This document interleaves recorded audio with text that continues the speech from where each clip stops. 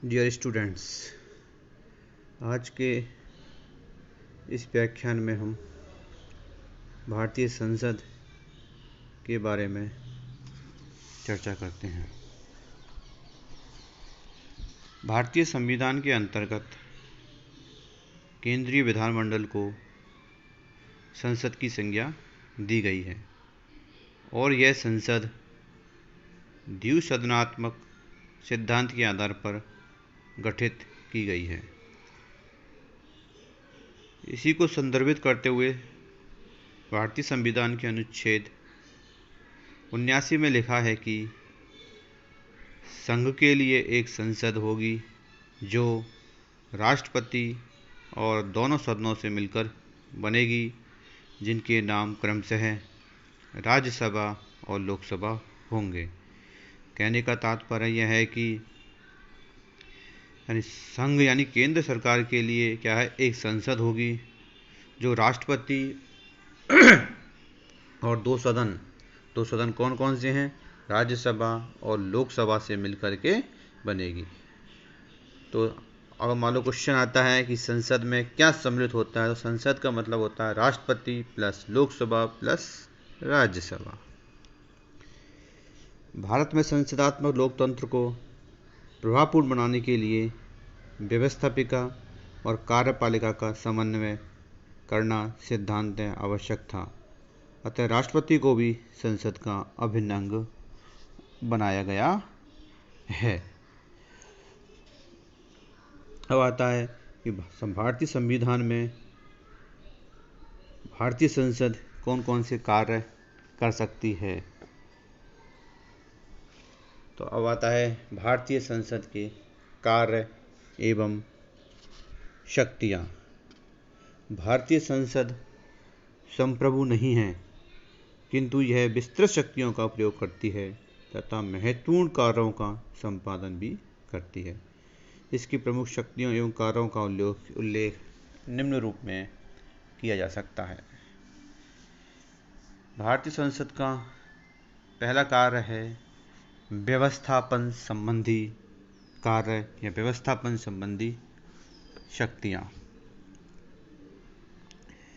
संसद को संघीय सूची तथा समवर्ती सूची के सभी विषयों पर कानून बनाने की शक्ति प्राप्त है। यानी क्या है, भारतीय संसद है वो संघ सूची के विषय हो और समवर्ती सूची के विषय, दोनों विषयों पर ही कानून बना सकती है।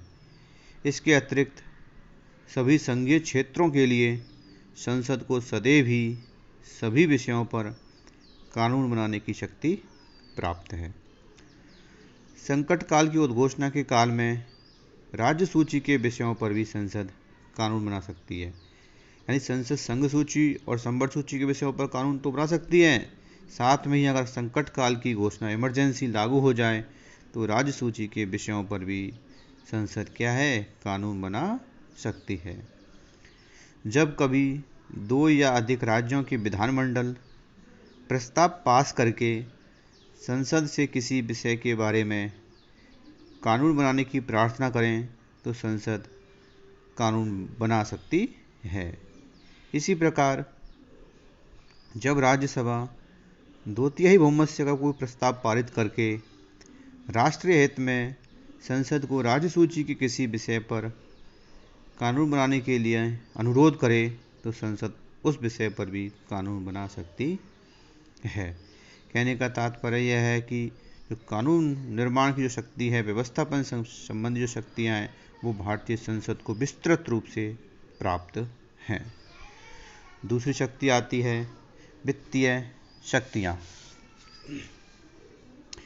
संविधान द्वारा संसद को संघीय वित्त पर पूर्ण नियंत्रण प्राप्त है।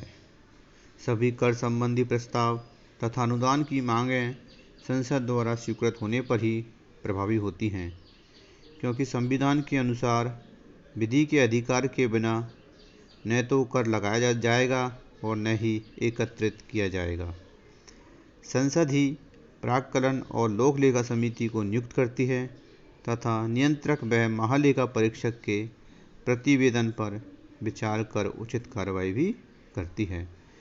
संसद की स्वीकृति के बिना सरकार को राष्ट्रीय वित्त में से खर्च करने का अधिकार भी प्राप्त नहीं होता है। जब तक संसद की स्वीकृति नहीं मिलेगी, सरकार जो है राष्ट्रीय वित्त में से कोई भी पैसा खर्च नहीं कर सकती है। अगली शक्ति आती है कार्यपालिका संबंधी शक्तियाँ या कार्यपालिका शक्तियाँ। भारत में संघात्मक शासन प्रणाली अपनाई गई है, अतः मंत्रिमंडल संसद के प्रति उत्तरदायी है। मंत्रिमंडल केवल उसी समय तक सत्तारूढ़ रह सकता है जब तक कि उसे लोकसभा का विश्वास प्राप्त हो। संसद अनेक तरीकों से कार्यपालिका पर नियंत्रण रखती है। संसद के सदस्य अविश्वास के प्रस्ताव, निंदा प्रस्ताव एवं कामरों प्रस्ताव द्वारा सरकार पर नियंत्रण रखते हैं तथा उसे उत्तरदायी भी बनाए रखते हैं। संसद के सदस्य मंत्रियों से सरकारी नीतियों के संबंध में प्रश्न पूछ सकते हैं, पूरक प्रश्न पूछ सकते हैं तथा सरकार की आलोचना भी कर सकते हैं। संसद सदस्य बजट को अस्वीकार करके मंत्रियों के वेतन में कटौती का प्रस्ताव स्वीकृत करके और सरकारी विधेयक में संशोधन करके भी अपना विरोध प्रदर्शित कर सकते हैं। अगली शक्ति आती है राज्यों से संबंधित शक्तियाँ। संविधान में संसद को यह भी अधिकार दिया गया है कि राज्यों की इच्छा के बिना भी वह उनकी सीमाओं में तथा उनके नामों में परिवर्तन कर सकती है। यह अधिकार किसको प्राप्त है? भारतीय संसद को ही प्राप्त है। वह चाहे तो किसी राज्य के नाम में परिवर्तन कर सकती है, उसकी सीमाओं में परिवर्तन कर सकती है और साथ में ही नवीन राज्य का निर्माण भी कर सकती है तथा किसी राज्य का अस्तित्व भी समाप्त कर सकती है। इन नए राज्य का निर्माण करना और उसे समाप्त करना भी संसद का ही कार्य है। संसद को भारतीय नागरिकता के निर्धारण का भी अधिकार प्राप्त है।